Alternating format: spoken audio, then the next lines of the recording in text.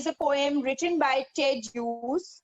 The poem is a relationship between a tree and a bird, a goldfinch bird. Now, laburnum is basically a poisonous tree. It is yellow, it is silent, and it's, dead like silent. There is no sound, no voice, no chirping, nothing at all. The tree is absolutely silent. But the moment the bird comes and perches upon the branch of this tree, the tree becomes lively. The yellow bird takes shelter on the tree where she feeds her young ones. The goldfinch bird has its nest on the tree. It comes to the bird and the tree all of a sudden becomes lively and the bird feeds its young ones, right? But as soon as the bird leaves to fly in the sky, the tree becomes silent and dead-like again, right? Basically, here the poet talks about the nature, the beauty of nature, and how nature, the bird and the plant, the tree, they are interdependent on each other, right? I'm reading out the text and I'm explaining you line-wise. Please pay attention. Now, the first stanza says, the laburnum top is silent, quite still. In the afternoon, yellow September sunlight. A few leaves yellowing, all its seeds fallen. So these lines are very simple. They says that the poet says here that he saw a laburnum trees whose leaves are yellow, right? That laburnum top is absolutely silent. There is no sound. There is no voice at all. In the afternoon, yellow September sunlight, a few leaves are yellowing and all its seeds are fallen. So this is the month where the leaves shed their where the trees shed their leaves. The tree top is still and it's a daytime of September month as it's autumn season and all the seeds of the tree had fallen, right? Now here we need to notice a few things, that the poet has used the word yellow for both leaves and sunlight. Both are yellow. Sun rays are yellow and the leaves, because it's autumn season, leaves are shedding from the tree. So the leaves are also dry yellow, right? So here, in a way, he symbolizes the beauty of the nature. He describes the whole tree with this color yellow, right? Now, I'm moving on to the second stanza. Now, first stanza, it's clear to us that the tree, yellow laburnum top, is absolutely silent. There is no noise at all. It's dead silent. Then the tree is yellow. The leaves of the tree, because it's autumn season, they are shedding. They are yellow in color. And the sunlight is also yellow. Now, in the second stanza, we understand, till the goldfinch comes with a twitching chirp. The goldfinch is the name of a bird. It's a small singing bird with yellow feathers. So again, we find that yellow color here. With a twitching chirp. Now, twitching chirp is the sudden jerk movement. Chirp is, we understand, chirp is the sound produced by the birds. A suddenness, a startlement at a branch end. Because of the coming of this goldfinch bird, the bird perches upon the treetop, upon the branch, and there is a suddenness. There is a startlement. It's a kind of a sudden shock at the end of the branch. Means it's lively, which was dead silent. Now it has come to life because of the bird. Then sleek as a lizard and alert and abrupt, she enters the thickness and a machine starts up. Now, then sleek as a lizard. The bird here is compared to a lizard. So the bird is sleek as a lizard and it's very alert and abrupt. Alert and abrupt. Abrupt means rapid in its action, and alert, which is very, you can say, attentive, right? Now, in this stanza, you can find there are a lot of figures of speech used here. Till the goldfinch comes with a twitching chirp, a suddenness, a startlement at a branch end. So, which is the figure of speech used here in this line? Twitching chirp, suddenness, startlement. Children, please tell me.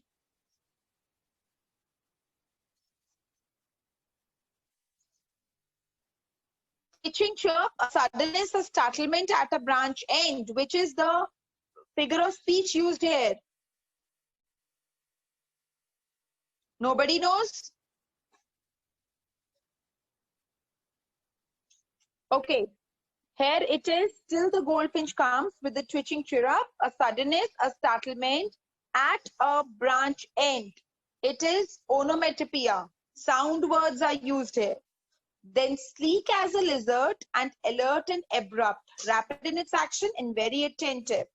She enters the thickness. She here refers to the bird. The bird enters the thickness and a machine starts up. The machine, as if as soon as the bird enters into the thickness of the tree, the sounds are produced just like a machine starts up.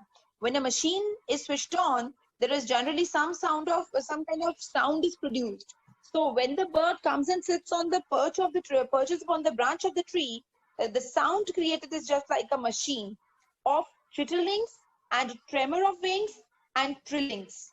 So chitterlings, tremor and trillings. Again, we find onomatopoeia is used here. The whole tree trembles and thrills. So the whole tree is trembled and thrills. Again, the sound is there. The whole tree is shakes Excuse me, and there's a ma'am. sudden feeling of excitement there. Yes, please. Excuse me, ma'am. Ma'am, in third line there is simile now. Just a second, beta. Let me check it out. The sleek Third as a line. lizard. Yes, sleek as a lizard. This is simile.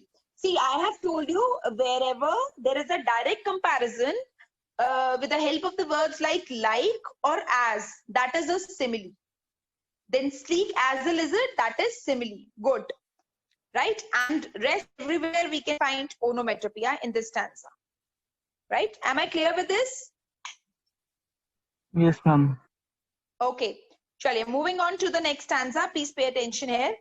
This stanza again is very important from examination point of view. It is the engine of a family. Yes, it is the engine of a family.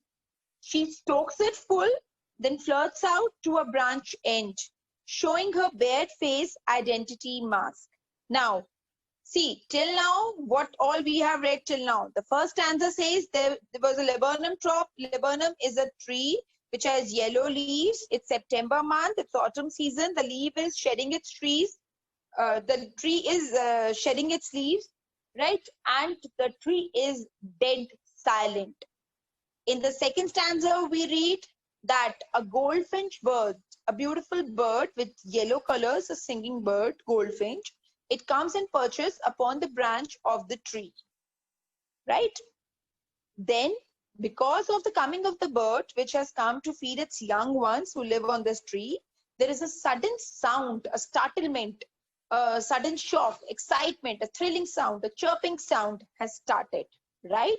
Here, a lot of onomatopoeia words are used here, which tells that because of the coming of the bird, the tree has come to life. The tree which was dead silent, now it is active, it is lively because of the bird and its young ones, right? So till now we have read this. Now in this stanza it says it is the engine of the family. She stokes it full, then flirts out to a branch end, showing her bared face, identity, mask.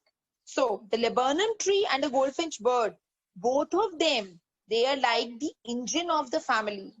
Just like a train is pulled by an engine, right?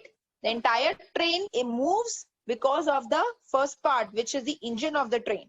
So these two are the engine of the family. The family consists of laburnum tree, goldfinch birds, and its young ones, right? They make a family. So they are like the engine of a family. She provides.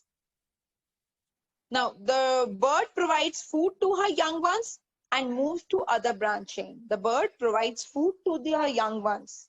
You must have seen that if you at times go outside where there is a lot of trees are there, it is full of vegetation, greeneries everywhere, you will find birds feeding the young ones with their beaks. So she gives food to her young ones and then she moves on to the other branching.